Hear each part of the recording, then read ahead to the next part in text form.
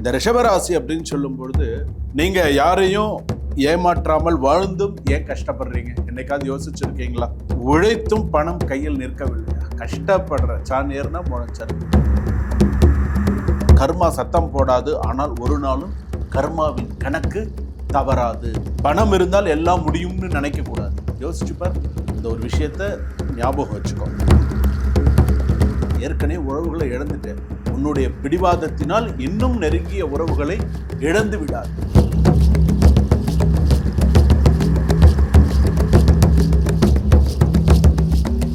ரிஷப ராசி நேயர்களே, கர்மா பலன் என்ன சொல்றது?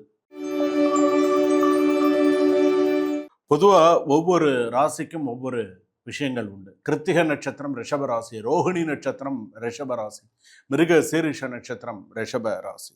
இந்த ரிஷப ராசி அப்படின்னு சொல்லும் பொழுது நீங்க யாரையும் ஏமாற்றாமல் வாழ்ந்தும் ஏன் கஷ்டப்படுறீங்க? என்னைக்காவது யோசிச்சிருக்கீங்களா? அதே போல உழைத்தும் பணம் கையில் நிற்கவில்லையா? கஷ்டப்படுற சாணியர்னா முளைச்சறுக்குது. வியாபாரம் பண்ணாலும் சரி, தொழில் பண்ணினாலும் ஏதோ அடுத்தடுத்து இஎம்ஐ, அது இன்னைக்கு மாச கடைசியில் பார்த்தா இன்னைக்கு சொற்ப பணத்தை வச்சுட்டு இன்னைக்கு காலத்தை ஓட்ட வேண்டியதா இருக்கு. உறவுகள் உன்னை வெறுத்து சண்டை போட்டு போனது உண்டா? யோசிச்சு பாரு. அதே போல நினைவில் வைத்துக் கொள்ளுங்கள், கர்மா சத்தம் போடாது, ஆனால் ஒரு நாளும் கர்மாவின் கணக்கு தவறாது அப்படின்னு சொல்லுவார். ஸோ ரிஷபராசி பொறுத்தளவுக்கு உன்னுடைய கர்மா நீ ரொம்ப கரெக்டாக நீ செய்யக்கூடிய ஒவ்வொரு விஷயங்கள் நீ கரெக்டாக இருக்கணும். அப்போ தான் உனக்கு சிறப்பு. இல்லைன்னு வச்சுக்கோயேன், உன்னுடைய கர்மா பலன் உன்னை சுற்றி சுற்றி சுற்றி சுற்றி உன்னை கஷ்டப்படுத்திகிட்டே தான் இருக்கும். பணம் இருந்தால் எல்லாம் முடியும்னு நினைக்கக்கூடாது. பணம் இருந்தால் எல்லாமே முடிஞ்சிருமா? யோசிச்சுப்பார். அந்த ஒரு விஷயத்த ஞாபகம் வச்சுக்கோ. பிடிவாதத்தால் நல்ல உறவுகளை இழப்பது. ஏற்கனவே உறவுகளை இழந்துட்ட, உன்னுடைய பிடிவாதத்தினால் இன்னும் நெருங்கிய உறவுகளை இழந்து விடாதே. இதெல்லாம் உன்னுடைய கர்மா பலன். மன்னிக்காமல் பல காயங்களை மனதில் வைத்துக் கொள்வது.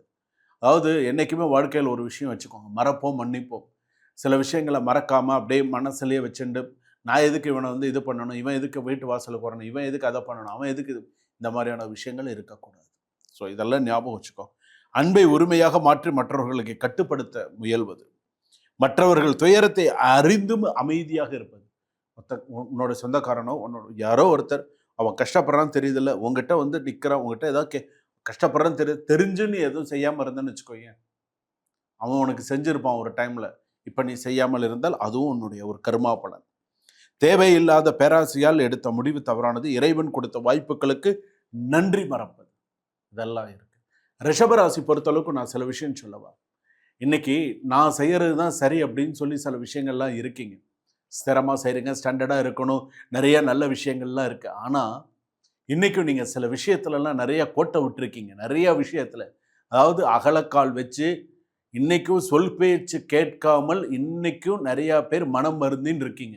ஆரம்பத்திலே கொஞ்சம் உஷாராக இருந்திருந்தால் இன்றைக்கி நான் நல்லா இருந்திருப்பேனே, ஆரம்பத்திலே எனக்கு இது தெரியாமல் போச்சே, ஆரம்பத்திலே எனக்கு இந்த பிரச்சனை தெரியாமல் போச்சே, ஆரம்பத்திலே இது எனக்கு கொஞ்சம் இதாக எடுத்து எனக்கு அப்பெல்லாம் எனக்கு சொல்கிறதுக்கு இல்லையே அப்படின்னு இன்னைக்கு வருத்தப்படுறீங்க. ஞாபகம் வச்சுக்கோங்க, இன்னைக்கு சூழ்நிலை, இன்னைக்கு ரிஷபராசியுடைய சூழ்நிலை இன்னைக்கு வெளியில சொல்லிக்காம இருக்காங்க. வெளியில சொல்ல முடியல. வெளியில சொன்னா நமக்கு தான் வெக்கக்கேடு அப்படிங்கிற மாதிரி இருக்காங்க. மனசுக்குள்ளேயே தான் வச்சுட்டு இருக்காங்க. என்னடா இது அப்படிங்கிற மாதிரி. கணவன் மனைவி கூட பார்த்தீங்க அப்படின்னு சொன்னா ஏதோ அதாவது ஒப்புக்கு வாழுகிறார்களே தவிர அங்க அன்போட உண்மையோட ஒரு சந்தோஷத்தோட அவங்க வாழலை. ஏதோ இந்தா சம்பாரிச்சு வந்திருக்கேன், இந்தா சாப்பிடு, இந்தா மாசம் ஆச்சா இந்தா அப்படி, அவ்வளோதான். ஏதோ சமைச்சு வச்சுட்டேன்னா இந்தா சாப்பிடு, அவ்வளோதான், ஃபினிஷ். இன்னைக்கு சூழ்நிலை இதே மாதிரி ரிஷபராசிக்கு தொடர்ந்தால், ரிஷபராசியுடைய கர்மா இதே மாதிரியே நல்ல கர்மாவாக இருந்தால் பிரச்சனை இல்லை. இந்த மாதிரி ஏதாவது ஒரு விஷயம் இருந்ததுன்னு சொன்னால் இப்படி இருக்கக்கூடிய குடும்பம் இப்படி போயிடும், நாலா பக்கமும் போயிடும். குடும்பத்தில் பிள்ளைங்க சொல் பேச்சு கேட்க மாட்டாங்க, பொண்ணு தான் விருப்பத்துக்கு கல்யாணம் பண்ணும், ஏதாவது ஒரு விஷயம் பிரச்சனைகள் இப்படிங்கிற மாதிரி ஏதாவது ஒன்று மாற்றி குடும்பத்தில் வரும். 10 நாள் 15 நாள் நல்லா இருந்தால் 15 நாள் குடும்பத்தில் ஒரு சந்தோஷம் இருக்காது. கணவர் வெளிநாட்டில் இருக்காங்க, மனைவி இந்தியாவில் இருக்காங்க, இல்லை மனைவி வெளிநாட்டில் இருக்காங்க, கணவர் இங்கே இருக்காங்க. இந்த மாதிரி ஏதாவது ஒரு விஷயத்தில் மாறி இருக்கும்பொழுது வந்து பார்த்தீங்க அப்படின்னு சொன்னால் அங்கே ஒரு தவறான புரிதல், தவறான விஷயங்கள், தவறான சந்தேகங்கள், தவறான சில விஷயங்கள்லாம் நடந்து இந்த ரிஷபராசிக்கான ஒரு கர்மா வந்து என்ன தெரியுமா, நல்ல தம்பதிகளையும் 10 வருஷம் 15 வருஷம் வாழ்ந்த தம்பதிகளையும் பிரிச்சு விட்டு, உண்மையா ஒருத்தரை டீப்பா லவ் பண்ணி கல்யாணம் பண்ணினவன கூட சில நேரங்களில் பிரிச்சு விட்டு, குடும்பத்துல எல்லாரும் ஒத்துமையா ஒரு குடும்பத்துல எல்லாரும் சந்தோஷமா இருக்காங்கன்னு சொன்னா அதையும் பிரிச்சு விட்டுரும். அப்போ தசை தெரியாம நிப்ப, எந்த திசையில போறது, என்ன பண்றது? நான் சொல்றது கொஞ்சம், நான் சொல்றது ஜஸ்ட் கொஞ்சம் தான் நான் சொல்றேன், நிறைய சொல்லலை. இன்னைக்கு 10 கோடிக்கெல்லாம் ஏமாந்தவன், 10 லட்சத்துக்கெல்லாம் ஏமாந்தவன்லாம் இருக்கான். நம்பிக்கையின் பேர்ல எந்த விதமான எழுதி கொடுக்காமலாம் வாழ்ந்து போனவங்கலாம் இருக்காங்க. அதனால எல்லாமே இருக்கு.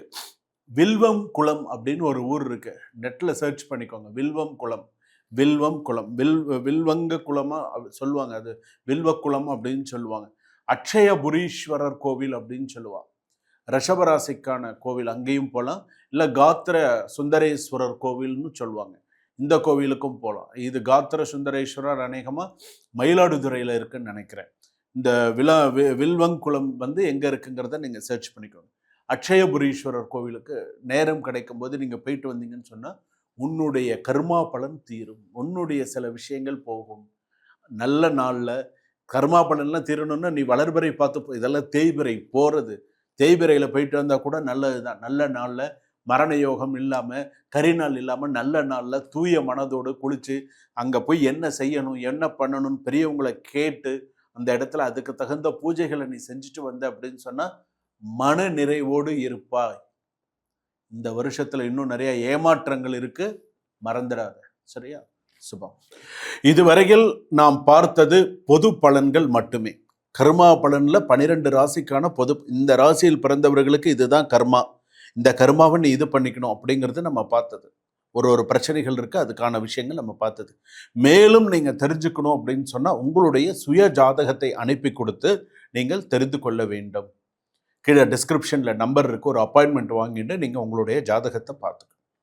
நம்ம என்னெல்லாம் நான் பார்க்குறேன் அப்படிங்கிறதையும் நான் உங்ககிட்ட சொல்கிறேன். மருத்துவ ஜோதிடம் நான் பார்க்குறேன், என்னென்ன ஹெல்த் இஷ்யூஸ், மருத்துவ ஜோதிடம் பார்க்குறேன், ஜாதகம் பார்க்குறேன், திருமண பொருத்தம்ங்கிறது பார்க்குறேன், அடுத்ததாக வாஸ்து, எண் கடிதம், அதே போல் ராசி கற்கள், கைரேகை, பிரஷ்னம் என்று சொல்லக்கூடிய பிரஷ்னம் சொல்லுவோம், கேரளா பிரஷ்னம் சொல்கிறோம் இல்லையா, அந்த பிரஷ்னம்ங்கிறது என்னன்னு கேட்டால் தற்கால பிரஷ்னம், தாம்பூல பிரஷ்னம், குலதெய்வ பிரஷ்னம், அதே போல் வந்து பார்த்திங்கன்னா அஷ்டமங்கல பிரஷ்னம், தெய்வ பிரஷ்னம், இதெல்லாம் பார்த்துட்டுருக்கேன். அதே போல் வந்து பார்த்திங்கன்னா எல்லா விதமான ஹோமங்களும் செய்யப்படுகிறது. இவங்களுக்கு இன்ன ப்ராப்ளத்துக்கு இன்ன ஹோமம் பண்ணினா இவங்களுக்கு இது சிறப்பு, அதை நம்ம எப்படி பண்ணணும், எந்த நாளில் பண்ணணும், எந்த நேரத்தில் இந்த ஹோமம் பண்ணினா, ஒரு ஹோமம் பண்ணினா நமக்கு அதுக்கு கை கொடுக்கணும், அந்த ஹோமத்துடைய விஷயம் நமக்கு நிறைய கை கொடுக்கணும், என்ன மாதிரி நம்ம பண்ணணும் அப்படிங்கிற விஷயங்கள்லாம் இருக்குது. டிஸ்கிரிப்ஷனில் நம்பர் இருக்குது, உங்களுக்கு எதுவும் நீங்கள் தெரிஞ்சுக்கணுன்னு நம்பரில் நீங்கள் கால் பண்ணி நீங்கள் பேசணும்னு, உங்களுடைய தனிப்பட்ட ஜாதகத்தை உங்களுக்கு இதில் நீங்கள் ஏதாவது நீங்கள் தெரிஞ்சுக்கணுன்னாலும் டிஸ்கிரிப்ஷனில் நம்பர் இருக்குது, நீங்கள் ஃபோன் பண்ணி ஒரு அப்பாயின்மெண்ட் ஃபிக்ஸ் பண்ணி தெரிஞ்சுக்கலாம். சுபம்.